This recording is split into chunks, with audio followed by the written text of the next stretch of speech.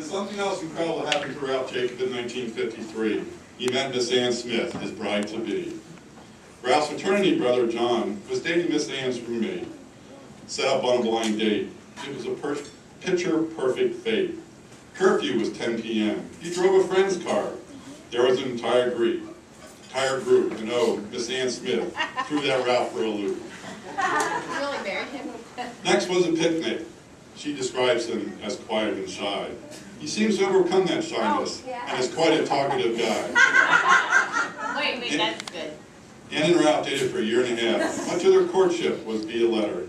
Even long distance, it couldn't get any better. One spring break, he invited her to the Sunshine State. She finally was allowed to take the train by herself, and Ralph could not wait. He proposed in the apartment. Folks, this next part is true. He said, "I have to talk to your father first. You can't say anything until I do." He bought her a ring and sent it to her in the mail. Zoom. He wasn't able to be there. She opened it in the ladies' room. They were married the day after Christmas, December 26, 1954. Honeymoon at the Harrisburg Penn Harris, the Poconos. This couple, each other they did adore.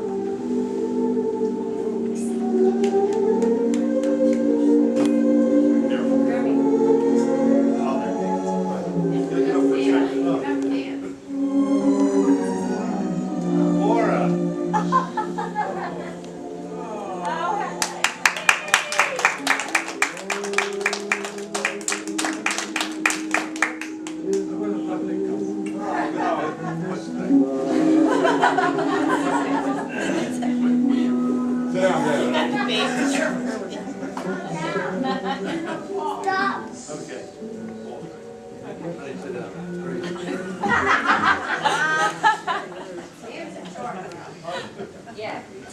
You know what? You're right. Ann is in charge. How you doing, Dad? Their married life began at Scott Air Force Base in Bellevue, Illinois. They lived in an apartment. Ann taught drama and English. There was much love and joy. And then they were off to Eglin Air Force Base in the Pelican State of Louisiana. Ann remembers that apartment well. It was no charming cabana. She came out of the kitchen, and this she won't forget overnight. The carpet was a sea of cockroaches. It was a horrifying sight. Then off to Francais. Ralph was sent in a flash. Ann and Hortense drove to PA in a much hurried dash. Ann headed to New York with her parents, her grandmother, and Ralph's parents in tow, so she could catch the Queen Mary to Europe, where she had always wanted to go.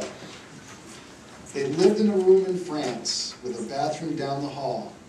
It was much too expensive for their parents to call. Ralph bought Ann champagne.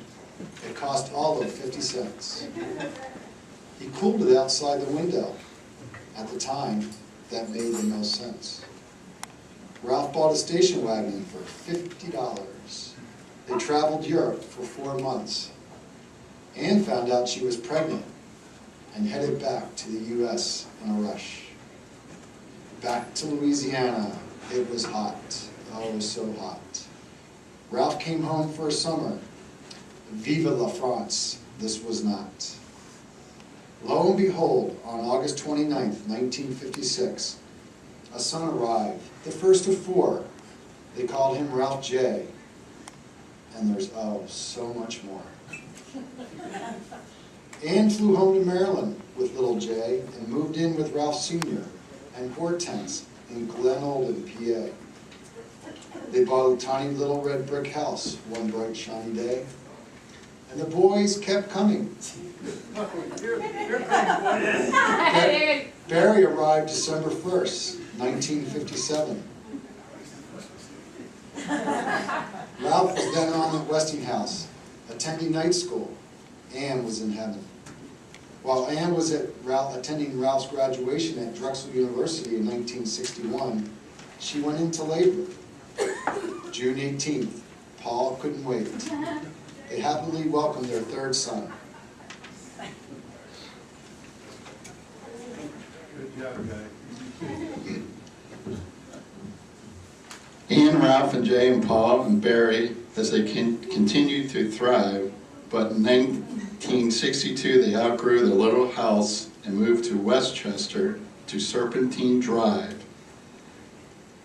And if a new house wasn't enough, there was more in store. On June 21st, 1964, John arrived, son number 4. Yay, John. And Ralph. Yes. How was Ralph? Working at Westinghouse, computers became his passion. Got a job at Atlas, which became ICI, and then AstraZeneca, changing names was in fashion. He was the greatest dad, driving those boys high and low. In the great station wagon, he took them anywhere they needed to go. One year, for Ann's birthday, Ralph piled the 4 boys in the wagon and brought back her present, Bridget, the St. Bernard, with her tail furiously wagging. And don't forget the summer the Knolls hosted the exchange student from France, Nicole. She kept hanging her frilly stockings all over the bathroom, and alas, Nicole had to go. How about that Ralph rule that each Christmas, each of the 6 had to take turns opening gifts? One of those things all the Knolls had to learn? We open in shifts. What else can we tell you about this great man, this dad? There isn't enough time to speak of all the wonderful times we've had. He's known to advise bartenders about Manhattans, how exactly to mix. And a nice glass of Merlot is his ultimate fix.